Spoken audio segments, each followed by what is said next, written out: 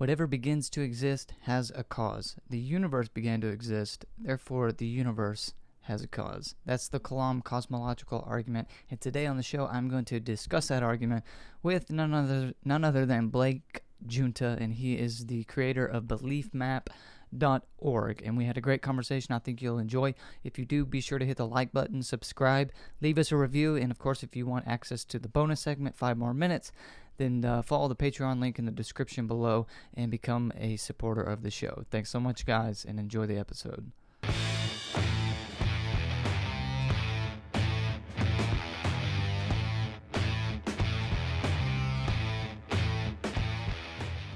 Hello and welcome to another episode of Help Me Believe, the show about Christian apologetics and theology. My name is Haden Clark, your host, and today I am excited to introduce my special guest to you. His name is Blake Giunta, and he is the creator of BeliefMap.org, a Christian apologetics resource that you should definitely check out. But first, Blake, how are you doing today?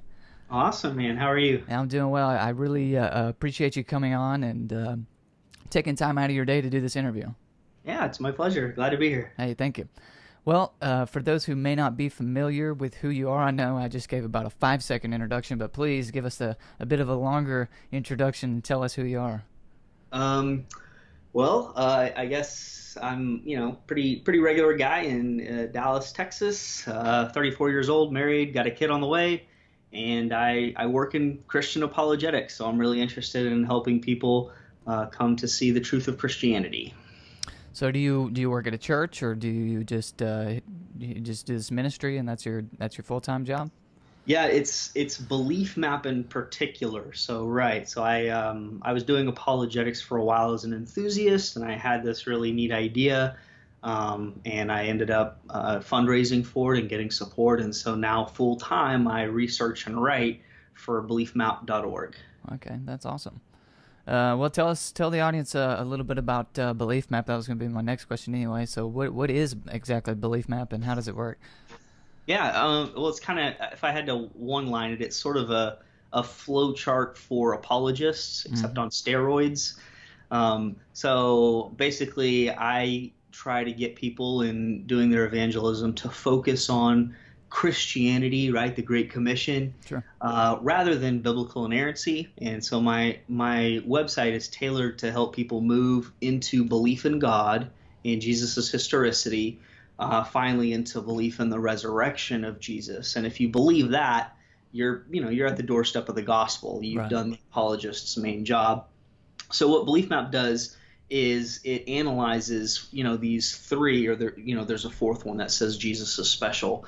So these 4 debates, but it does it in a really unique way. So the way that Belief Map is laid out is, like I mentioned, sort of a flow chart debate between green and red. So green starts off saying, yes, God exists, and then you're off to the races. You have all these branching discussion points, and throughout, I think there's like 1,000 different branchings throughout those 4 debates, and I've got about 1,000 academic citations sprinkled throughout. So it's a very academic resource at the same time.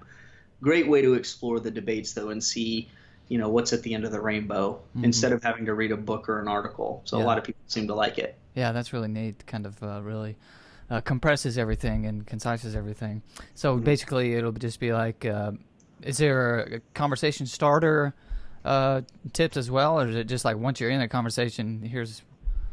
So I do have in the sort of an introduction section of Belief Map tips on how to have a conversation, but for the most part it's the debates themselves. Gotcha. It's kind of like a Wikipedia. It is, except instead of using words, it's propositions. So like the proposition God exists. Well, that's connected to other propositions like the universe had a beginning or had a cause, which is something I know we'll be discussing. And someone can click on that and see how that's relevant to the existence of God. Well, how do you know that this isn't the case? And that is represented as a red objection. You can click that, and it just keeps going deeper and deeper. You can dive into whatever conversation you'd like. And it feels like having a conversation with an expert apologist. That's the aim of Belief Map. Mm-hmm. Man, how much time do you have to you said 1,000 resources or 1,000, yeah, and academic Yeah, citations. How long did that take? well, I've been working on this thing for a decade. And you think that's a lot? You should see my notes. I have a Yeah. note system that mirrors the basic structure of what's already up on Belief Map, and it's bananas. So that's what I do all this.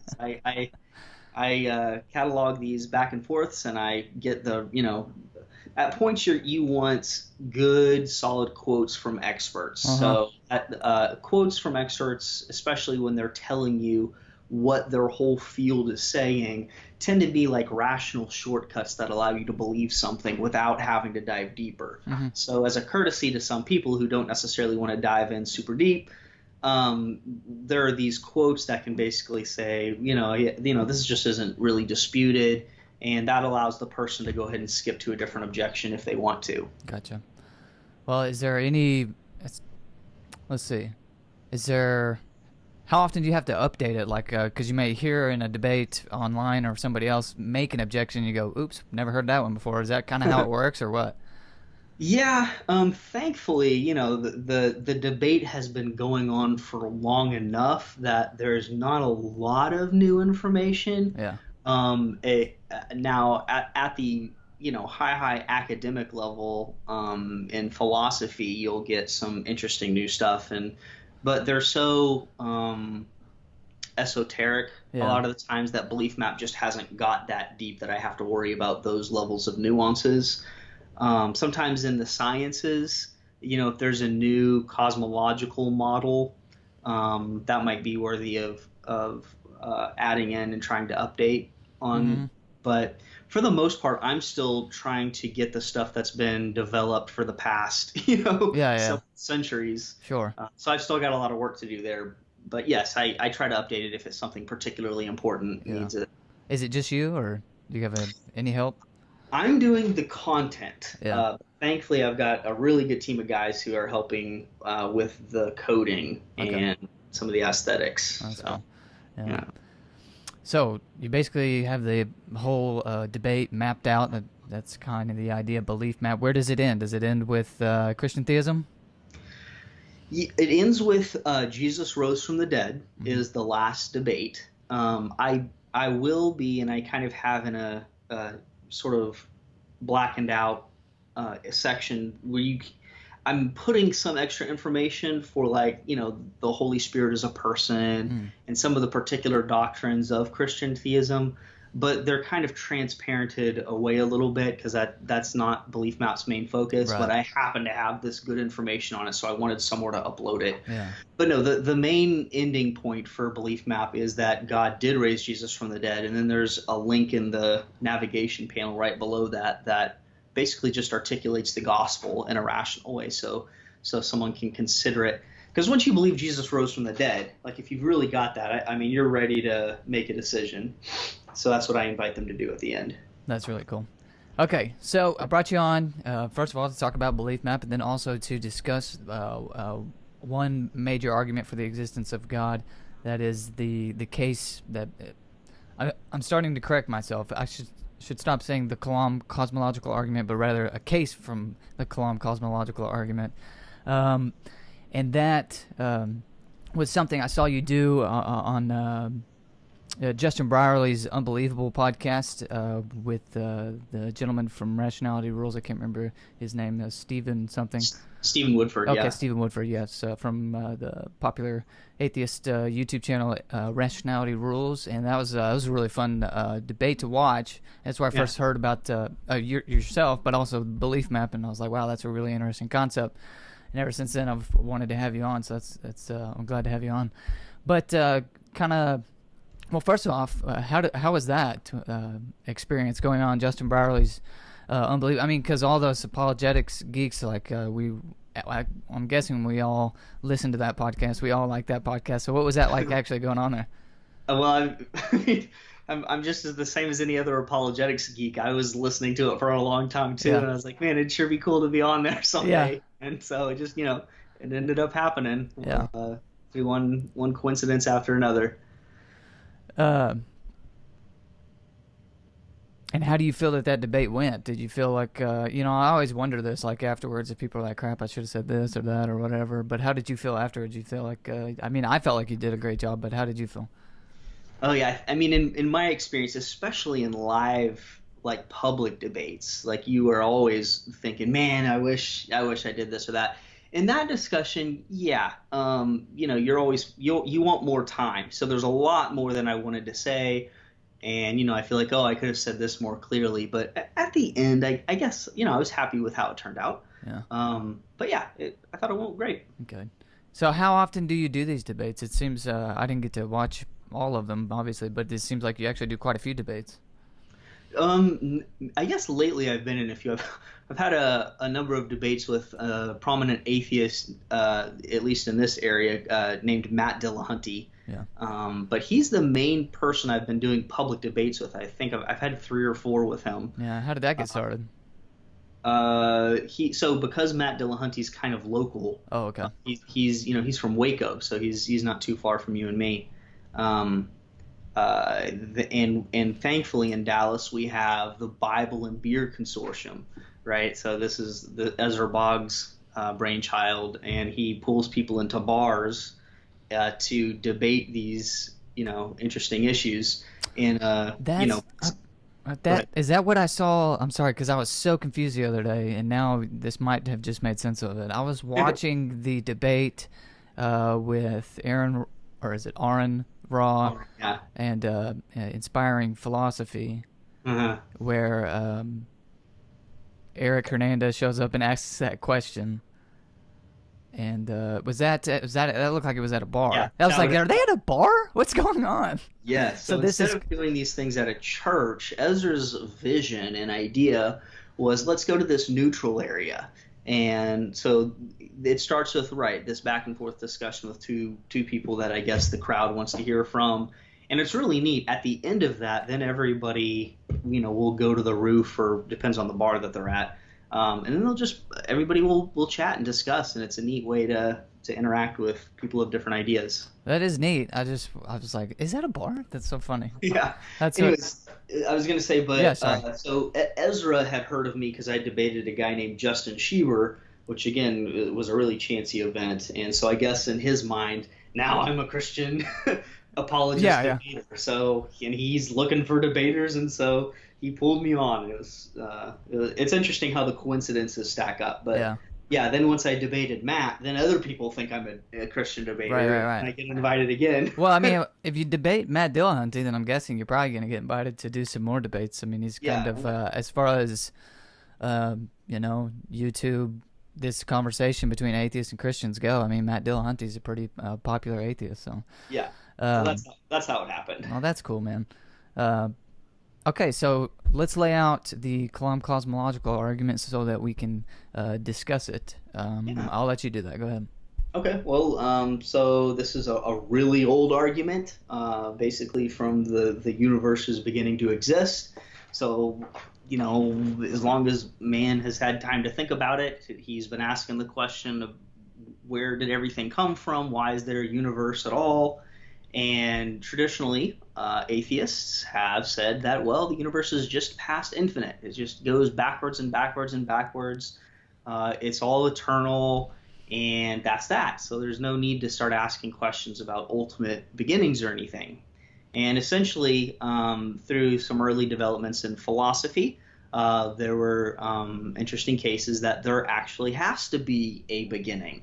And more recently, we've got some cosmological evidence for the same conclusion, and that opens you up for this Kalam cosmological argument. And basically, it's an argument for God on the basis of there being a cause, there needing to be a cause of the beginning, and reasoning a bit about what that cause must look like. So if you want to talk about the core premises of the argument that kind of get it off the ground, premise 1 of the Kalam says that whatever begins to exist has a cause.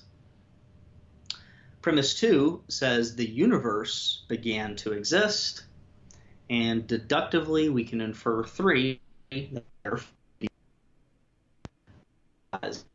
And it's important to point out that that phrase, it's beginning to exist, the universe began to exist, is important. A lot of people miss that when they first hear the argument.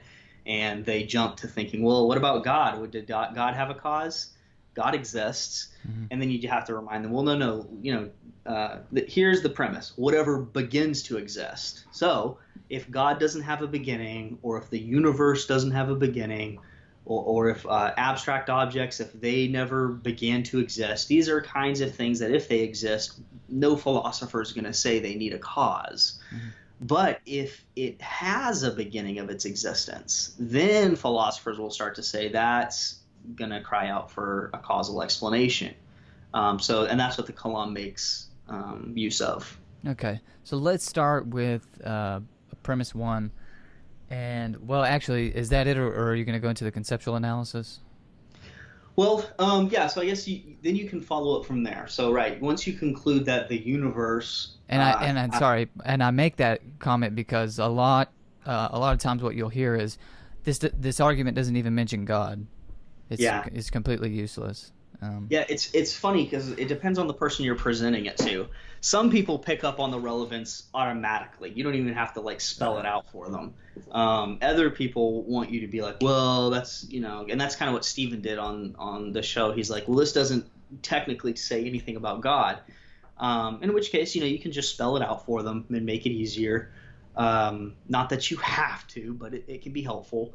But right, the idea is that if the universe has a cause, and insofar as the universe is all, by definition, all of space and time and matter, then whatever caused the universe, logically we can say, it must at least be able to exist independently of space, independently of time, and independently of matter.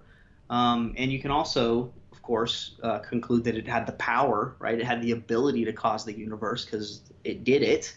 And I like to add in that it also has the disposition. So you can have the power to do something or the ability to do something, but just never do it. Mm-hmm. And in this case, whatever the cause was, it had both the power and the disposition. Mm-hmm. So, and then, of course, the idea is this sounds suspiciously like God. Right. Well, yeah. And it is to be taken, not in and of itself. It's supposed to be taken comprehensively or collectively with other arguments as well, so that we can get to an all-good God, or specifically the Christian God through the resurrection or what have you. Right. But let me play devil's advocate here, and let's go back to the premises. So premise one was everything that begins to exist has a cause, and physicists Blake have proven that something can in fact come from nothing. Yeah, and so you're probably referring to the so-called virtual particle pairs that can come out of the quantum void. Usually people, when they say physics says that it has counterexamples to this premise, that's what they're referring to. Mm-hmm. And yeah, like I mentioned on the show, that's a mistake. That's not what physicists are saying. When physicists are using the word nothing in that context, which, by the way, not all of them do, just a few sloppy ones, what they mean is space. But space in a modern understanding is not an absence of everything. Space is almost like a fluid in the sense that it's really there. It can be warped. It has all these properties. And it has an intrinsic energy content as well. And so there's this quantum foam, and out of this energy, you'll get these virtual particles. Mm. So yeah, that's not an actual example of something coming from nothing, because when we say something can't come from nothing, by which we mean nothing can come to be without a cause, or whatever begins to exist has a cause, what we're talking about is the philosopher's notion of nothing. And that's more like what rocks dream of. Right. Yeah. But I mean, another one that I hear on this, and it's just absolutely bizarre to me that anyone would try to dispute premise one. Premise two, I can understand a little bit better. I almost feel the same way about it. But premise one is just bizarre to me. But they will, and they'll say, we've never observed nothing, so I don't know how you could possibly know that. And this is basically it's extreme skepticism, but I don't know how you could know that something can't come from nothing when you've never seen it. Yeah. Yeah, and I would respond just by saying, but look at all the things that we have seen. How many of them have come from nothing? Um, it seems like, and by nothing again, we mean without a cause. Mm-hmm. So when we look at any particular object, like your microphone there, it has a causal history, Yeah. and and that's true of the books behind you, and that's true of everything. In all of our experience, without exception, things have had a causal history. They move into this state right here, and there's a causal explanation for that. So you've got that. You've also got the fact that if things could come into being from nothing or come to exist uncaused, then like what do we do with the absence of things popping in all around us? Right. So it's not just everything that we see that serves as a justification for premise one, but everything that we don't see. We don't see, horses or weird bits of clumps of matter, popping in everywhere around us. So without exception, we've got really good inductive evidence for the first premise. And kind of like you picked up on, it's also very intuitive. It seems like a metaphysical first principle, or at least a good candidate for one, because of how intuitive it is. Yeah. If you're dealing with a hyper skeptic, you could even modify the Kalam to help them out, and you can just say normally whatever begins to exist has a cause. And then when you go on to say that the universe began to exist, you can say, okay, so it probably has a cause. Yeah. To me, it's not even, as far as the first premise goes, it's really not even a matter of probability, or like like you just said, most likely we know that something can't come from nothing. I understand what the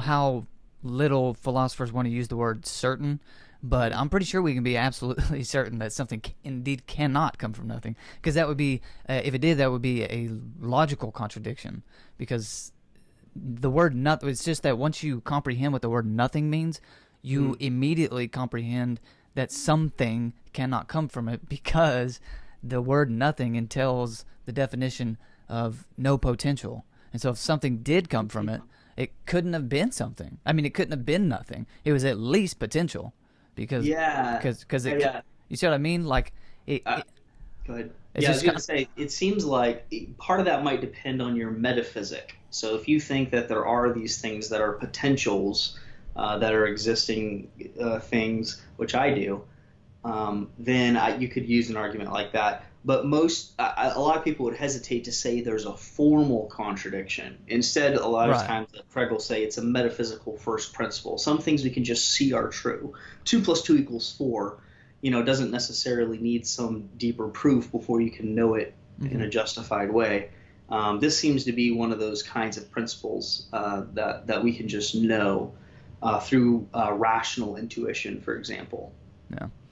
Okay. So, but for the most part, first premise is pretty well granted. The second premise, the universe began to exist. We don't know. We weren't there. We didn't see it, and science has not told us that yet. For example, we don't know what happened, moments before the Big Bang. Blake, you can't know that the universe began to exist. Mm-hmm.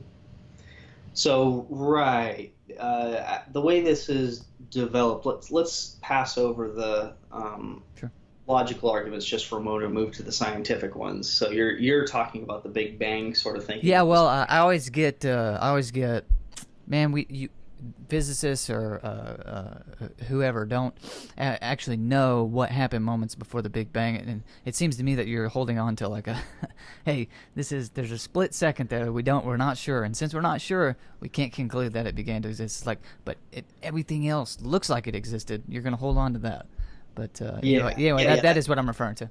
Yeah, that would be one complaint to get someone who is reasoning that way. And one thing to remember is that even if physicists weren't sure what happened in the universe's history, you do have these philosophical arguments that seem to well substantiate the conclusion. You don't need to wait on physicists to come to certain conclusions, like there are no square circles. Right. You can reach conclusions about reality all on your own. But yeah, you do have some extra arguments that have come from cosmology lately, and the first development was right from Einstein and his gravity equations, general relativity.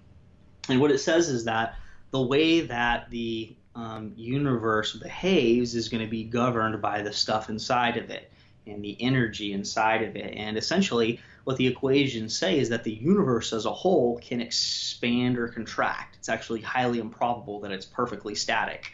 In fact, that's why he introduced his cosmological constant, this highly fine-tuned thing to keep the whole thing static.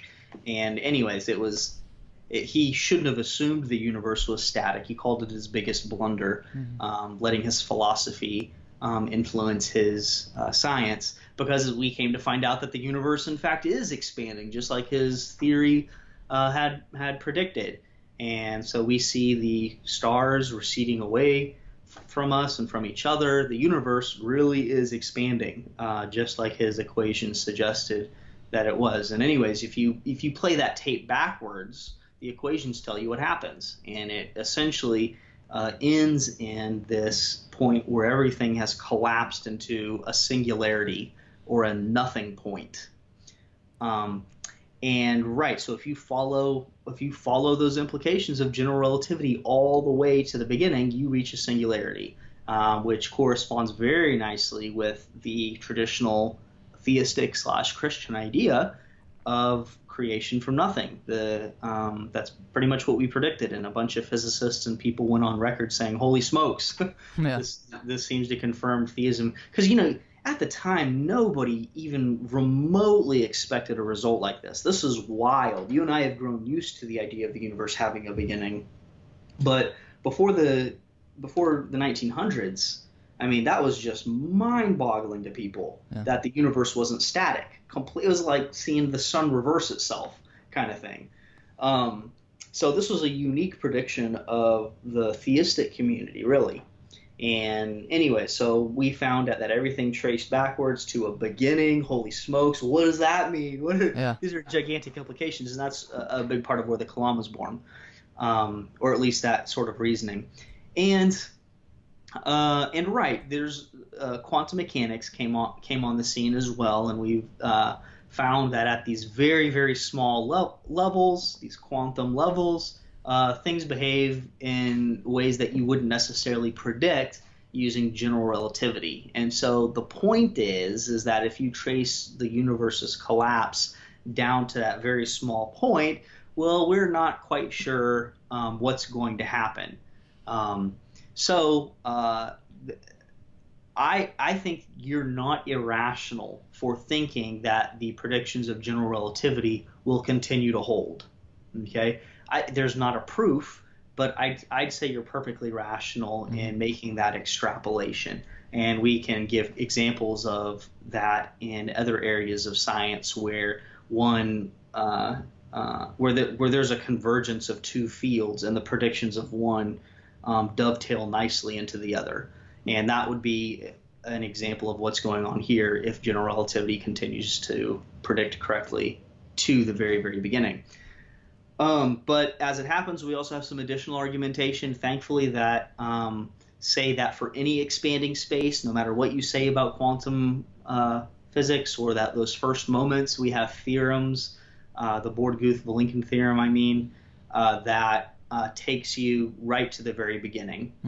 It says, for any expanding space, there's a proof, as long as it's expanding on average throughout its history. That's the stipulation. Then it definitely has a beginning, and you can show that it contradicts the speed of light limit otherwise. Then you have another theorem that Aaron Wall put out that also is a kind of second law of thermodynamics type of argument. So in the background, by the way, another reason to think that the universe has a beginning is that stars are still burning, right? So from the second law of thermodynamics, the usable energy in the world is winding down, And that means if the universe were past infinite, we would have reached a state of heat death already. Hmm. Okay, the universe would be completely cold, isolated. Every particle would be who knows how far away from every other particle. And yet we're not in that situation. So that goes to show that the past bound is only a finite distance away. Well, this too has challenges. We're not quite sure what will hold at the quantum era. And so this is where Aaron Wall's theorem comes in, and it says, well, there's a generalized second law of thermodynamics that will apply even in the quantum situations. And once again, you reach the conclusion that there's a beginning, aside from like this highly contrived escape path where basically time reverses itself. If time reverses itself at the Big Bang point, then you have an escape route. But that's just not good. That's wild. Well, that was probably there. It was drinking from a fire hydrant for me. That was a lot of information, but you said there are some philosophical reasons to believe that the universe had a beginning, and so even if all this science, fails us or whatever, or at the end of the day doesn't really establish that the universe had a beginning, what are the philosophical arguments? Because it seems to me that the Kalam cosmological argument is not dependent on Big Bang cosmology, Right. And that's for these philosophical reasons. Yep. I'd say there are three branches of argument that are related to the impossibility of a past infinite. The first says that, hey, no actual infinite of any kind can be instantiated in the world. Are there The philosophers second, who debate this? Or do some people think that oh yeah, they can? Mhm. Yep. Plenty of philosophers think that an actual infinity can be instantiated in the world. But fewer of them will say that a past infinite can be instantiated in the world. And then, right, for there to be a past causal infinite regress, that you've dwindled down even further. So, like Alexander Proust is a very well-known Christian philosopher. He thinks that infinities can be instantiated in the world, but he's very, sure that you can't have a past causal history. Does he give some kind That's of infinite. example of what could work in the real world and a real infinite?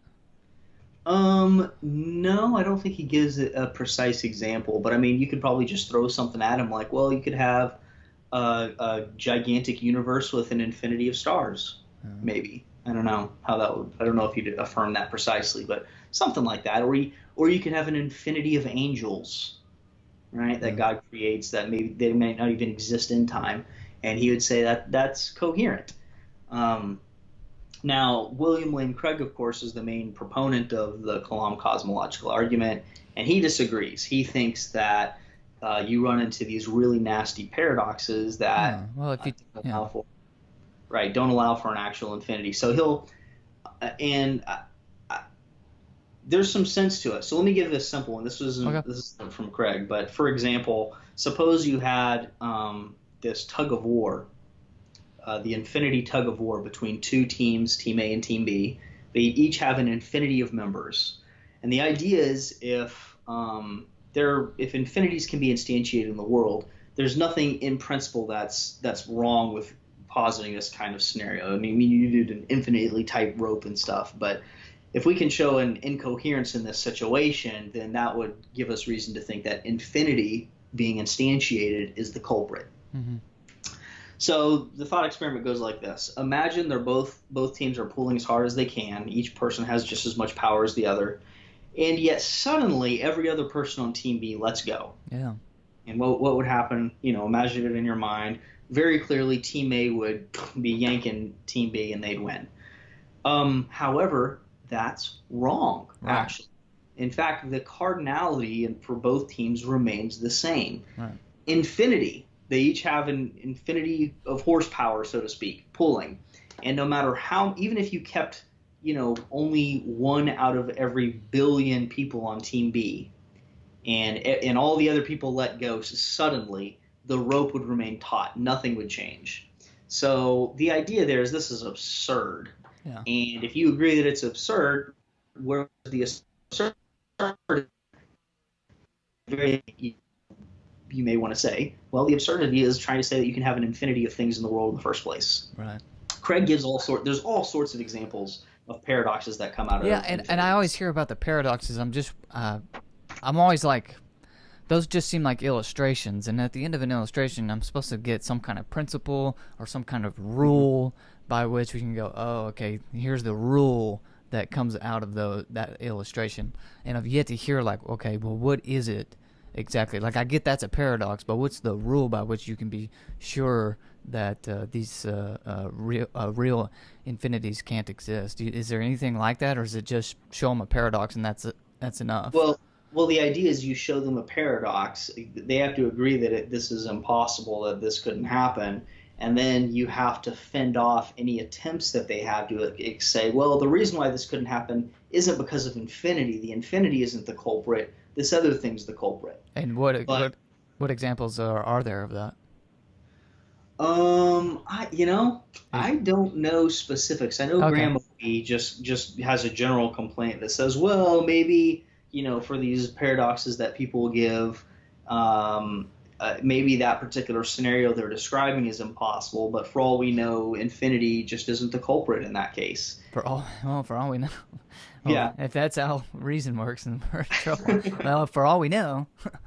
Yeah, I think most people examining one paradox after another and seeing that infinity seems to be at the heart of it will at least feel something in favor of the conclusion that infinities can't be instantiated in the world. Okay. And then you've got the second class of argumentation that says you can't have an infinite regress in particular. And so the reasoning here is something along the lines of, you wouldn't believe that a man jumped out of a bottomless pit. You have that sort of reasoning. And then finally you have causal finitism, which I mentioned Proust is an advocate of, and he's got a paradox, this Grim Reaper paradox that takes a little while to explain, that he thinks satisfies this criterion of establishing that infinities of this particular kind can't exist. And so he finds that convincing, but the conclusion is the same. If that conclusion holds, you can't have an infinite causal regress. Then, guess what? The universe has a beginning, because the past is dependent on all prior moments, or all the moments stack up in that dependency kind of way. Okay. So those are the philosophical arguments, and I think that, like I said, with or without the science, those are going to get you to the conclusion that the universe had a beginning. Mm-hmm. So what are some, rather than me try to play devil's advocate, you're the guy that debates people, so you deal with this all the time. So what are some major or popular objections that you get to any of those premises, or the reasoning itself, or the conceptual analysis as well, which we haven't got to yet? What are some popular objections that you get on the Kalam whenever you make the argument? Well, let's see. I'm going to go to belief map, and maybe we'll pull Hey, there you go. Good idea. So I'm going to go to belief map. I'm clicking on God exists, Green's first claim, and I'm clicking on this claim from Green next, that physical reality began to exist. And then I've got some objections from Red. So Red might say, so what, the cause is not God. Okay, maybe. So someone might say that, God isn't an explanation. Yeah. So of anything. And that's going to be a general objection that applies to all sorts of stuff, or that God wouldn't have a reason to. Then we've got, so what, it began with no cause. So that's basically a rejection of the first premise. So here's something that someone might say is that matter can't be created, right? So the first law of thermodynamics says that matter can't be created or destroyed, and this is relevant because if physical reality began to exist, then, in contradiction to the first law of thermodynamics, matter would have begun to exist as well. So there's an objection. I would have no idea what to say to that. I didn't know that's. I did know that's what the first law of thermodynamics said, but I didn't think of it like that. So what would you say to that? Okay, so I'll just tell you what belief map says. First, it gives belief map always gives two kinds of responses. The first is no, and the second is a so what, and this has one of each. The first says no. What you're claiming is false. That's a law of space-time, and it does not apply to objects independent of space-time. So this is specifically something that this is a law of physics. This isn't a metaphysical law. This is a law of physics. But we're talking about matter. Mhm. So matter is space-time. Yeah, well, yeah, it's part of space-time, Okay. right? So did I miss? Okay, maybe I missed it. Will you say it again? Sorry. Well, so the original claim was that matter can't be created or destroyed, and the idea is that when you're dealing with space and time, then and objects governed by laws of physics, Gotcha. this domain, then yes, that's something you can use to predict. The first law of thermodynamics doesn't say anything about the universe as a whole. It doesn't say anything about what God can or can't do, Right. or anything like that. And that connects to the second objection, which is, so what if you've got this first law of thermodynamics? That would only mean that it's naturally impossible. Yeah. It would be like saying you know that we have this law of physics that ultimately results in saying dead people don't come back to life. Therefore, Jesus didn't rise from the dead. And our response is, yeah, but what if God exists? Yeah. And God had reason to raise Jesus from the dead. What you're talking about are natural laws, the things that natural objects can do. And God isn't restricted to the things that nature can do. God has additional powers. Yeah. And in this case, God is perfectly capable of creating matter. Okay. Gotcha. That makes sense. Yeah. What else? What else does Belief Map have for us? Let's see here. So if I'm going to say that... Do you got something on the... some people will just try to call into question whether or not, and I don't really know that much about this, but that if this is how cause and effect really works, and they get into kind of epistemology and how you can't really argue backwards from an effect to a cause, I guess is what they would try to say. Can you elaborate on that? You can't argue backwards from an effect to a cause. No, I don't know anything about it. I just hear this all the time from atheists, that you can't infer from. So the Kalam cosmological argument is arguing that based on the effects that we see, the universe, the effect, we can argue backwards to a cause. And I think that they try to call into question just that sort of reasoning and say that it's not. It's actually not a valid form of reasoning or something. Maybe it has something to do with Hume or a philosopher that called it into question. I'm not sure. Okay, well, so if you want to use extrapolative inference, you have the problem of induction, where it's something like, just because this is how things have always behaved in the past doesn't mean that that's how they're going to behave in the next instance or in the future. Okay. I don't think that would apply here as much. Yeah. And in our case, what we're inferring from the conclusion of the Kalam are things that can be deduced from the conclusion. Mm-hmm. So given that the universe is the whole with space, time, and matter, and given that the universe has a cause, and given that something can't cause itself, well, we've got a cause that exists independently of space, time, and matter. That's pretty simple. Yeah, and I don't see them being able to escape that conclusion. That makes sense. Well, another one that you do here on this is that, okay, even if you... Oh, so this is a good one. So even if we grant the argument, the universe has a cause, and that cause is... I think you could even grant the conceptual analysis. But some would say this doesn't prove that this is the first cause.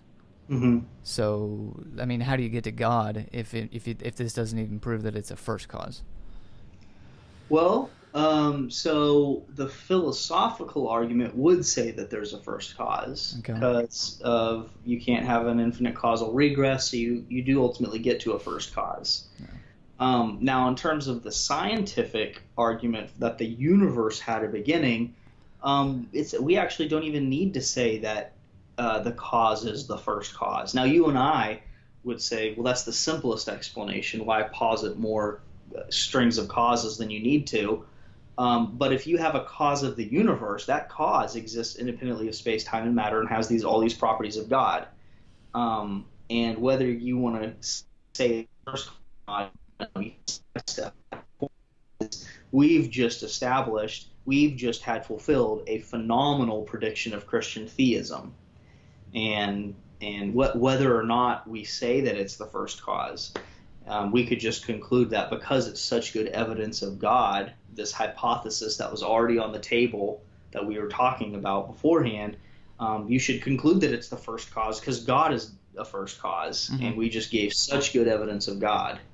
Well, something existing, and I may be thinking wrongly here, but something that exists independent of time, I think it would be impossible that that thing had a cause. Not quite. No? Yeah. So in fact, even necessary things can be caused. There can be dependent relationships. In fact, if you think about the first moment of the universe, the Big Bang, God created the universe, quote unquote, without time. Right? So the universe depends atemporally on God. That is to say, some causes temporally precede their effects, but there are also what philosophers call instances of simultaneous causation. This is like the old example is a bowling ball causing a depression in a pillow. Sure. And it's there, you're seeing it cause that depression, and yet it doesn't require time for the causation to do its work.